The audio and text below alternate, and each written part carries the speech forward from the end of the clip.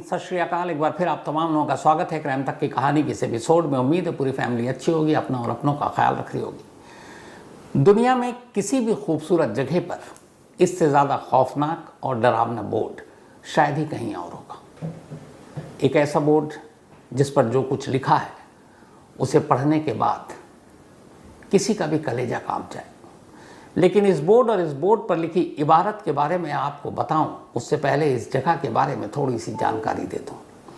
मेघालय एक बहुत ही खूबसूरत जगह जिसे प्लेस ऑफ क्लाउड्स भी कहते हैं, यानी बादलों की जगह। और इसी मेघालय में दो ऐसी जगह है जहां पर कहते हैं कि दुनिया में सबसे ज़्यादा बारिश होती है। उनमें से एक जगह है मासिनराम और दूसरी चेरापूंजी। चेरापूंजी से आप सभी लोग वाकिफ़ होंगे। चेरापूंजी का एक और नाम जो वहाँ के लोकल लोग हैं वो चेरापूंजी के नाम से नहीं बल्कि सोहरा के नाम से जानते हैं। इन दोनों जगह पर सबसे ज़्यादा बारिश होती है। ये दोनों वो जगह हैं जहाँ सबसे ज़्यादा नमी है। यहाँ लोगों की ज़िंदगी बड़ी मुश्किल होती है, लेकिन पूरा इलाका इतना खूबसूरत कि बस आपको लगेगा कि शायद किसी कैनवास पर इस कोई तस्वीर देख रहे हैं। लेकिन अगर सोचिए कि लगातार बादल से घिरा हुआ पूरा इलाका हो, जब तक बारिश हो जाए तो वहाँ की ज़िंदगी कैसी होती होगी। लोगों का काम काज, खेती बाड़ी, मजदूरी, दफ्तर जाना आना, ये सब कुछ कैसे चलता होगा। लेकिन चूँकि ये बरसों से चला आ रहा है, बरसों से ये दुनिया की दो सबसे ज़्यादा वो वाली जगह है जहाँ बारिश होती है, जहाँ सबसे ज़्यादा नमी है, तो लोगों का रहन सहन, उनका काम करने का तरीका, रोज़मर्रा की ज़िंदगी, वो सब उसके आदी हो चुके होते हैं। यहाँ के लोगों की ज़िंदगी में एक चीज़ शामिल है और वो है बेंत से बना हुआ छाता, क्योंकि उन्हें मालूम है कि घर से बाहर निकले किस पल बारिश हो जाए कुछ पता नहीं, तो वो छाता लेकर चलते हैं ताकि वो हमेशा सूखे रहे। वहाँ पर जो दुकानदार हैं और बाकी लोग हैं वो सारी वो चीज़ें हैं जिनको बार बार सुखा कर ड्राई करके बेचना पड़ता है, मजबूरी है। और बारिश की वजह से चीज़ें बहुत जल्दी सड़ भी जाती हैं। सबसे बड़ी मुश्किल आती है टूटी फूटी सड़कें, बार बार उनकी मरम्मत, क्योंकि बारिश की वजह से लगातार रास्ते तक टूट जाते हैं, बह जाते हैं। तो ये सारी दिक्कतें हैं, लेकिन इसके बावजूद यहाँ के लोग खुश हैं, खुशहाल हैं, अपनी ज़िंदगी में मस्त हैं। और इसी चेरापूंजी से कुछ दूरी पर एक सरकारी बोर्ड है और उस सरकारी बोर्ड के करीब एक झरना है। कहते हैं कि ये जो झरना है ये दुनिया में दूसरा सबसे बड़ा जो ऊंचाई से झरना जिसका पानी गिरता है वो है, और भारत में सबसे ऊंचाई वाला झरना 340 फीट की ऊंचाई से पानी गिरता है। और जिस जगह पर ये पानी गिरता है उस जगह पे जो एक छोटा सा तालाब जैसा बन गया, उसको देखकर ही मन खुश हो जाता है। बिल्कुल हरे रंग, ग्रीन कलर का वो पानी, ऐसा लगता है जैसे कोई आप तस्वीर देख रहे हो। इतना खूबसूरत मंजर, इतना खूबसूरत नज़ारा। और इसी देश के सबसे ऊंचे वाटरफॉल की ये एक दहला देने वाली कहानी है। और इस कहानी का साथी या इस कहानी का सबूत है एक बोर्ड, जिस बोर्ड पर इस कहानी की पीछे की कहानी लिखी हुई है। उस बोर्ड पर क्या लिखा है ये मैं आपको आखिर में दिखाऊंगा, और इस बोर्ड को भी आखिर में दिखाऊंगा, क्योंकि इस बोर्ड को अगर अभी दिखाऊंगा तो आप इस कहानी को समझ जाएंगे।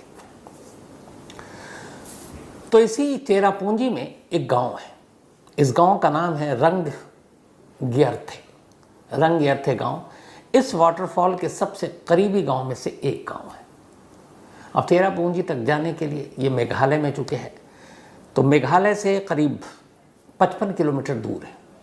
अगर आप ट्रेन से जाते हैं तो फिर गुवाहाटी से आपको जाना पड़ेगा, उसके बाद ट्रेन नहीं, और फ्लाइट से जाते हैं तो सिर्फ आप मेघालय, उसके बाद वहाँ से चेरापूंजी के लिए अगर आप जाएंगे तो फिर आप सड़क के रास्ते ही जाएंगे, बस से, टैक्सी से। तो इसी रंगग्यरथे गांव जो इस वाटरफॉल के सबसे करीब है, और इस वाटरफॉल का जो नाम पड़ा है, जो नाम रखा गया है, वो आज भी उसी नाम से जाना जाता है। इसका नाम है नोह कालिकाई। अब इस नाम के पीछे भी एक कहानी है पूरी। नोह कालिकाई, असल में ये एक लिकाई नाम की महिला के ऊपर इस वाटरफॉल का नाम रखा गया। नाम महिला का लिकाई है, लेकिन उसे कालिकाई बुलाते हैं, इसलिए कि इस इलाके में एक परंपरा है कि जैसे बहुत सारे, हम अगर मेल हो तो मिस्टर बोलते हैं, फीमेल हो तो मिस या मिसेस बोलते हैं, एक सम्मान देने के लिए। तो इस इलाके में एक प्रथा है, वो ये है कि जो भी महिला होगी उसके नाम से पहले का होगा लिखा हुआ। का मतलब एक रिस्पेक्ट, एक सम्मान आप दे रहे हैं। तो लिकाई है महिला का नाम, लेकिन उसको कहते हैं चूंकि वो एक महिला है तो कालिकाई। कालिकाई इसी रंग गिरथे गांव की एक महिला, बरसों पुरानी बात है। वो इसी गांव में पली बड़ी हुई, माँ बाप उसी इलाके में, वहाँ पे ज़्यादातर जो काम होता है वो खेती बाड़ी मजदूरी और या फिर कुछ खनन का काम होता है, उसमें भी मजदूर लगते हैं। लेकिन लिकाई के माँ बाप काम करते थे, लिकाई घर का काम देखती थी। धीरे धीरे वो बड़ी हुई। जब बड़ी हुई तो माँ बाप को शादी की चिंता हुई। आखिरकार उसी गांव का एक लड़का मिला और उस लड़के के साथ लिकाई की धूमधाम से शादी करती गई। अब लिकाई अपने पति के साथ बहुत खुश थी, क्योंकि पति भी लोकल था, वो उसे जानता था, समझता था और दोनों में बहुत प्यार था। धीरे धीरे वक्त बीता। करीब 2 साल के बाद लिकाई को एक बेटी पैदा हुई। बेटी को पाकर लिकाई अब बहुत खुश थी। उसकी पूरी ज़िंदगी बदल गई। पति काम पर जाता, वो दिन भर अपनी बेटी की देखभाल करती, उसकी दुनिया ही बदल गई। पति भी अपनी पत्नी को उसकी बेटी के साथ खुश देखकर और भी खुश होता। वो लिकाई से बेहद प्यार करता था और अपनी बेटी से भी उसे उतना ही प्यार था। ज़िंदगी ठीक ठाक चल रही थी, पूरा परिवार खुश था। लिकाई की छोटी सी ज़िंदगी में सब कुछ था। लेकिन फिर एक रोज़ अचानक इस पूरे परिवार पर एक गम का पहाड़ टूट पड़ा। लिकाई के पति की मौत हो गई बीमारी की वजह से। अचानक पति का साया सर से उठने की वजह से लिकाई को कुछ समझ में नहीं आया कि वो क्या करे। अभी शादी को 3 साल भी पूरे नहीं हुए थे। 2 साल की बच्ची थी और लिकाई विधवा हो गई। घर परिवार गांव वालों ने उसका हौसला बढ़ाया, हिम्मत बढ़ाई कि पूरी पहाड़ जैसी ज़िंदगी है, मजबूती के साथ मुकाबला करना है। वक्त के साथ धीरे धीरे लिकाई भी इस गम को भुलाने की कोशिश करने लगी और इस कोशिश में सबसे बड़ी मदद की उसकी 2 साल की बेटी ने। उसे लगा बाप का साया सर से उठ चुका है, अब वही उसकी दुनिया है और उसकी बेटी का उसकी माँ के अलावा कोई नहीं है। तब उसने कहा कि वो अपनी बेटी की अच्छे से परवरिश करेगी। लेकिन दिक्कत ये हुई कि पति की मौत के बाद अब घर चलाने के लिए लिकाई को घर से बाहर निकलना पड़ा। वो पास के खेतों में या खानों में मजदूरी के तौर पर काम करने लगी। काम करती, लेकिन दिक्कत ये थी कि फिर घर में बेटी अकेली थी। माँ बाप बुजुर्ग होते जा रहे थे, कब तक देखभाल करते। धीरे धीरे अब ये हुआ कि लिकाई घर के बाहर काम पे जाती, घर पे बेटी को छोड़ देती। आस पड़ोस के कुछ महिलाएं हैं जो बुजुर्ग थीं, वो उसकी बेटी की देखभाल करती। वक्त बीता, फिर लोगों ने अब लिकाई को कहना शुरू कर दिया कि पूरी उम्र पड़ी है और तुम्हारी अभी उम्र कुछ हुई नहीं है, कब तक इस तरीके से अपनी बेटी को अकेले पालोगी। इस बच्ची को भी उसके बाप का साया चाहिए और तुम्हें भी एक पति चाहिए, क्योंकि एक पहाड़ जैसी ज़िंदगी को अकेले काटना मुश्किल है। पर लिकाई तैयार नहीं हो रही थी। उसका कहना था कि उसकी बेटी है, उसकी ज़िंदगी और वो उसी के लिए जिएगी और सब कुछ करेगी। उसकी तमन्ना थी कि वो अपनी बेटी को पढ़ा लिखा कर एक अच्छे मकाम तक ले जाएगी। लेकिन रिश्तेदारों ने, गांव वालों ने, घर वालों ने उसको बराबर समझाना शुरू किया कि देखो अकेले ज़िंदगी काटना मुश्किल है। इसी दौरान में उसी गांव में जहां वो काम करती थी, एक नौजवान, उससे उसकी मुलाकात होती है। वो भी लोकल था। धीरे धीरे लिकाई को एहसास हुआ कि वो उसका बहुत ख्याल रखता है और कई बार जब वो कुछ देर के लिए आती तो अपनी बेटी को अगर काम पे ले आती तो वो देखती कि वो शख्स उसकी बेटी को भी बहुत प्यार कर रहा है, उसका बहुत केयर करता है। वो शख्स लिकाई से प्यार करने लगा था और चाहता था कि वो उससे शादी करे, लेकिन उसकी हिम्मत नहीं होती थी। लेकिन वो लिकाई के करीब रहना चाहता था, उसकी बेटी को भी उतना ही प्यार करता था। धीरे धीरे गांव वालों ने यह महसूस किया। उसके बाद उन्होंने एक रोज़ लिकाई से ये जिक्र छेड़ दी कि देखो वो अच्छा लड़का है, इसी इलाके का है, हम सब जानते हैं, उसके अंदर कोई ऐब बुराई नहीं है और शायद वो तुम्हें चाहता भी है, तो तुम उससे शादी कर लो।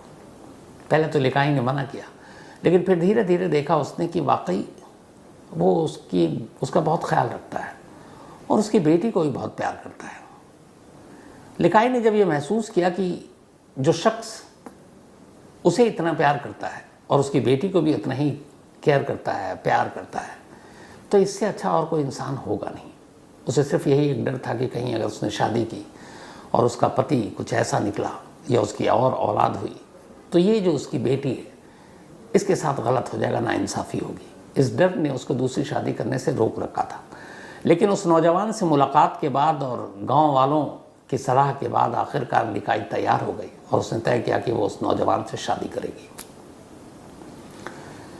अब दोबारा लिकाई की शादी होती है। शादी के बाद बहुत अच्छी ज़िंदगी। पहली बार पति की मौत के बाद अब लिकाई को लगा कि एक बार फिर से उसका घर बस रहा है। उसकी बेटी जो अब तक बाप के प्यार से महरूम थी, वो प्यार भी अब उसे वापस मिल रहा है। शादी के बाद उसके दूसरे पति ने लिकाई का पूरा ख्याल रखा, यहाँ तक कि उसकी बेटी को भी उसने बहुत प्यार दिया। वो बाकायदा काम पर भी जाता और लिकाई से कहता तुम घर पर रहो।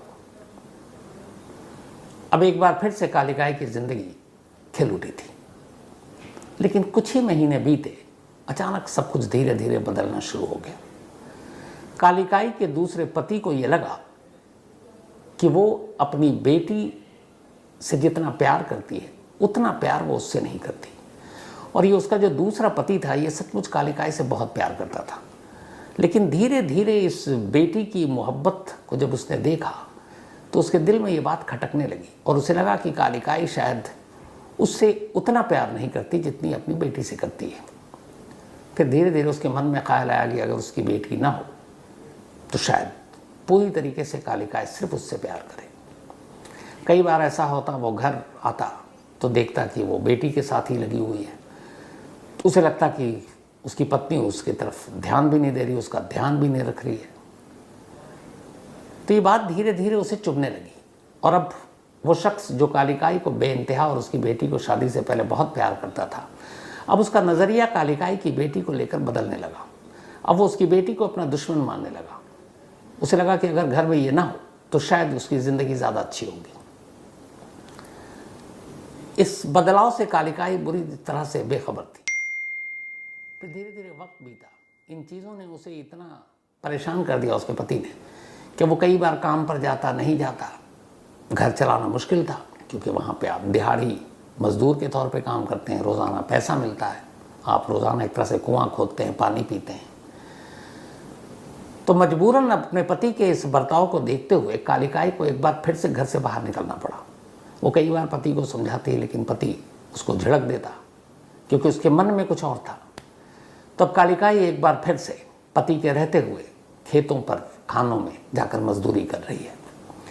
बच्ची को घर पर छोड़ देती, पति घर पे ही रहता, तो बता कर जाती कि बेटी का ख्याल रखना है, तो कई बार बेटी का ख्याल रखता। फिर वो काम से लौटती। लेकिन अब उन दोनों के बीच में प्यार उतना नहीं रहा क्योंकि कालिकाई के पति का जो बर्ताव था वो अपनी पत्नी के प्रति बदल चुका था। और इस बात का अब धीरे धीरे एहसास कालिकाई को होने लगा। उसे जिस बात का डर था वही हो रहा था कि उसका पति उससे तो प्यार करता है लेकिन अब वो उसकी बेटी को इग्नोर कर रहा है। लेकिन फिर भी वो अपनी गृहस्थी को बचाने की कोशिश में लगी रही। इसके बाद एक रोज़ जो कुछ होता है वो आज उस वाटरफॉल के बराबर में उस सरकारी बोर्ड पर चश्मा है। एक रोज़ कालिकाई खेत पर काम करने गई हुई थी। शाम को लौटती है। जब वो लौटती है तो देखती है कि घर के अंदर लालटेन नहीं जल रहा है, बिजली थी नहीं। तो देखी कि अंधेरा है, लेकिन बाहर से आने वाली रोशनी के बीच में उसकी निगाहें पड़ी। उसने देखा कि उसका पति चूल्हे पर खाना बना रहा है। कालिकाई को देखकर बड़ा अजीब लगा। उसने कहा कि इससे पहले कभी उसके पति ने उसके लिए खाना नहीं बनाया था। फिर उसे लगा हो सकता है वो घर पे हो, बोर हो गया, या उसे फिक्र होने लगी हो कि मैं थक कर आती हूँ, भूखी हूँ, क्योंकि प्यार तो वो करता था। तो कालिकाई ने उससे पूछा कि आज आप खाना क्यों बना रहे हैं? तो उसने कहा कि आज मुझे लगा कि तुम्हें खाना खिलाना चाहिए, तुम थकी हुई हो। तो उसने कहा लालटेन क्यों नहीं जल रहा है? उसने कहा कि वो तेल खत्म हो गया है। तो बातें मत करो, आओ खाना खाओ।